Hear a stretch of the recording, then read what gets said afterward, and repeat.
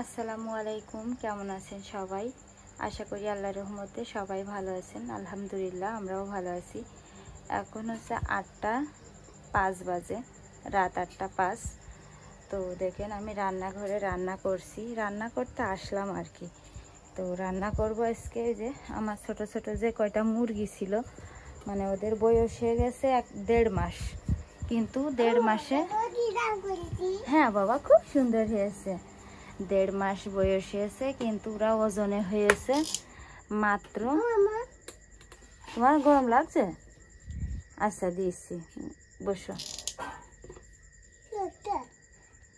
আল্লাহ, এই ফ্যানটার আবার কি হলো?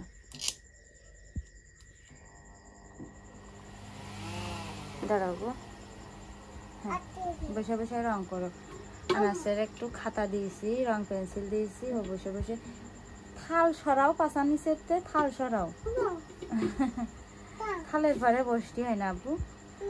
তো দেখেন এই দিনের অপেক্ষায় ছিলাম যে দেখেন আমি এখানে কিন্তু মশলা বাটছি, যে শুকনা মরিচ, পেঁয়াজ, রসুন। হ্যাঁ, শুকনা মরিচ, পেঁয়াজ, রসুনটা এখানে বাটছি আমি। আর এই জানাস ওখানে আমার সাথে বসে বসে গল্প করছে আর রং করছে।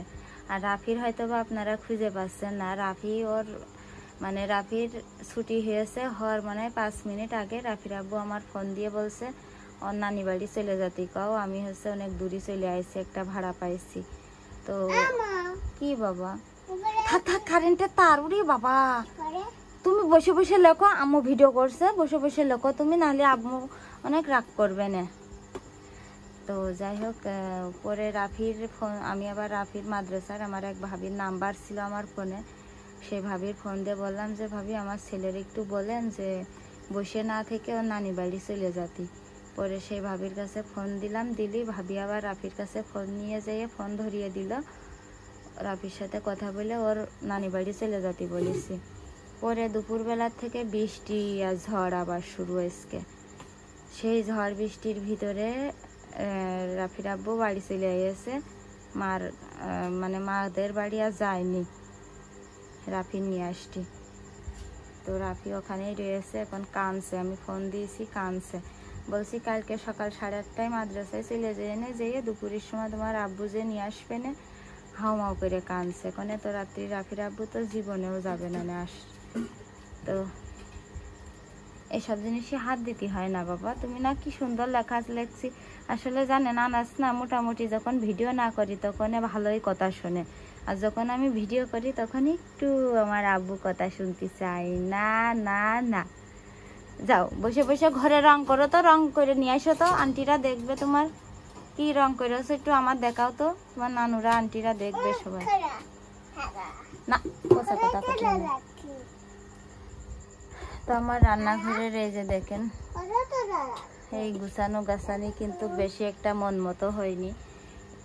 রাত সব কাজ শেষে ঘুমানোর আগে রান্নাঘরের ওই দরজার সামনে বসে বসে চিন্তা ভাবনা করব আবার। আর আপনারা সবাই কমেন্ট করছেন কোন জিনিস কোন জায়গায় দিলে ভালো হয়, বেসিংটা কোন জায়গায় বসালেও ভালো হয়। তো আপনাদের আইডিয়াটাও অনেক মাথায় মানে খেলাবো বসে বসে, আর আমিও একটু বসে ভাববো, এটাও ভাববো আপনারাও যে আইডিয়া দিয়েছেন ভেবে চিন্তে আস্তে আস্তে। দেখি দেখি দেখি, ও বাবা মাশাআল্লাহ কি সুন্দর। না এটা হচ্ছে রাফির হাতের লেখা, রাফির খাতায় আনাস এখন রং করছে। হ্যাঁ খুব সুন্দর হয়েছে আব্বু। হ্যাঁ, তো আমার রাফি বাড়ি নেই। রাফির আব্বু সেই 3টে মুরগি বয়স হয়ে গেছে, বড় হচ্ছে না, এই কারণে জবাই করে দিয়েছি। তো এখন একটা মুরগি রান্না করব, ছোট ছোট 1/2 কেজি করে হয়েছে, কি 1 কেজি হয়নি, 1 কেজির কম। তো একটা মুরগি রান্না করব। রাফি বাড়ি নেই, রান্না করতে মন চাচ্ছে না। রাফির আব্বুর কলাম রান্না করছি না, ও বলছে কইরা রান্না করো। হ্যাঁ দেখিস আব্বু বাটিতে খুলে রেখে নে রাফিরটা। তো দেখেন কি সুন্দর ফ্লোরে বসে বসে মশলা বাটছি, পাশে আমার আনাজ বসে বসে লেখাপড়া করছে। মানে এই দিনটার অপেক্ষায় ছিলাম, এই যে শান্তিটা মনের ভিতর। আর ওই রান্নাঘরে গেলে কাদার ভিতরে মানে যুদ্ধ লেগে যেত, হাওমাও শুরু হয়ে যেত। আর এখন কি সুন্দর আমার আব্বু বসে বসে পড়ালেখা করছে, নুডলস রান্না করে দিয়েছি। আরও জানেন একা একা বসে খেয়ে এলো মাত্র, খাতি খাতি ঝাল লেগেছে, চকি নাকি মানে লুডুসির পানি মানে চকি পড়েছে। আবু থাক থাক, ও বাবা ফ্যানের পাখা কেচে যাবে না। তো বলছে এই লুডুস আর আমি কোনোদিনও খাবো না। আমার আব্বু তুমি না, আব্বু তুমি আমার কি হও? তুমি আমার কি হও? আব্বা, তুমি আমার আব্বা হও। এইটা আমার চালাক চতুর আব্বা। আমার দুটো আব্বা মানে একটু বুকা শুকা, আমার রাফিও একটু বুকা শুকা, আর আমার যে আব্বা আছে আর একটা, সে আব্বা তো আরো বুকা শুকা। আর এই আব্বাটা হবে অনেক চালাক চতুর, মাশাআল্লাহ, অনেক বুদ্ধি।